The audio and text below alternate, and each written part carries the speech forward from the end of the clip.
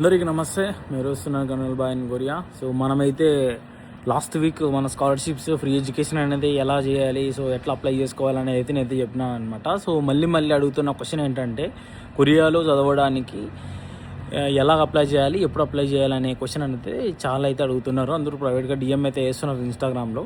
So అయితే నా యొక్క సూచన ఏంటంటే మీకు సజెషన్, బ్యాచిలర్ డిగ్రీకి అయితే సెప్టెంబర్ లోపల అవుతుంది అనమాట. ఎవరైతే 12th క్లాస్ కంప్లీట్ చేసి ఉంటారో వాళ్ళకి అప్లికేషన్ వచ్చేసి సెప్టెంబర్లో ఓపెన్ అవుతుంది. తర్వాత ఎవరైతే బ్యాచిలర్స్ డిగ్రీ అప్లై చేసుకొని ఎవరికైతే 85% ఉంటుందో వాళ్ళకి ఫిబ్రవరిలో అయితే అప్లికేషన్ అయితే ఓపెన్ అవుతుంది అనమాట. సో మీరు 2 విధాలుగా అయితే అప్లై చేసుకోవచ్చు. ఒకటి ఎంబసీ ట్రాక్, ఇంకోటి వచ్చేసి యూనివర్సిటీ ట్రాక్. సో ఒకవేళ ఎంబసీ ట్రాక్ అయితే ఈజీగా రావడానికి అయితే ఛాన్స్ ఎక్కువ ఉంటుంది, ఎందుకంటే ఇండియాలో చాలా రేర్గా అప్లై చేస్తారు కొంతమంది. సో ఒకవేళ మీకు 80% అబోవ్ ఉందంటే ఖచ్చితంగా మీకు రావడానికి ఛాన్స్ ఉంటుంది. తర్వాత అక్కడ నుంచి వచ్చేసి నెక్స్ట్ డైరెక్ట్గా యూనివర్సిటీకి, అంటే చాలామంది ఏమడుగుతున్నారంటే, ఈ ఏదైనా ప్రైవేట్ కన్సల్టెన్సీ ఉంటాయి కదా, మన యూకే యూఎస్ పోవడానికి కన్సల్టెన్సీ ద్వారా మనం అప్లై చేసుకుంటాం కదా, సేమ్ అలాగనే ఏమన్నా కొరియాకు కూడా ఉన్నాయంటే అవును ఉన్నాయి. బట్ నార్త్ ఇండియాలో సంథింగ్ కొన్ని కన్సల్టెన్సీలు అయితే ఉన్నాయన్నమాట. మీరు దాని ద్వారా వచ్చిందంటే ఇక్కడ మాస్టర్స్ అయితే కంప్లీట్ అవుతుంది, కానీ మీకైతే జాబ్ రాదనమాట. ఎందుకు రాదంటే, మీకు ఎప్పుడైతే కొరియన్ లాంగ్వేజ్ నైపుణ్యం ఉండదో మీకు జాబ్ చేయడానికి మీరు ఎలిజిబిలిటీ ఉండదు. ఎందుకంటే కొరియా అంటే ఓన్లీ కొరియానే ఉంటుంది ఎక్కడ చూసినా. సో కాబట్టి మీరు కంపల్సరీగా జీకేఎస్ ద్వారా వస్తే 1 year ఫ్రీ లాంగ్వేజ్ ట్రైనింగ్ తీసుకొని దాని తర్వాత ఆటోమేటిక్గా మీరు మాస్టర్స్ అయితే కంప్లీట్ చేసుకొని దాని తర్వాత మీరు అప్లై చేసుకోవచ్చు.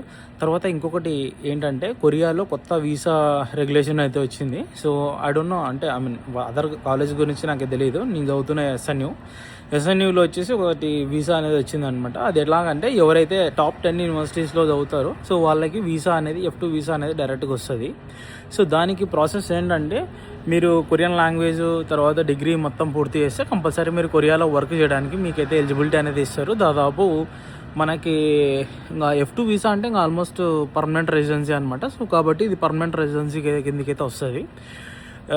కొరియాలో మినిమం సాలరీస్ వచ్చేసి మినిమం 3 million నుంచి మ్యాక్సిమంగా అన్లిమిటెడ్ అనమాట. ఎంతైనా మీ వర్క్ని బట్టి ఉంటుంది. సో మీరు ఆల్రెడీ ఇండియాలో స్కిల్డ్ వర్కర్ అయి ఉండాలి. బ్యాచిలర్స్తో పాటు ఏదైనా వర్క్ నేర్చుకొని ఇక్కడికి రావచ్చు.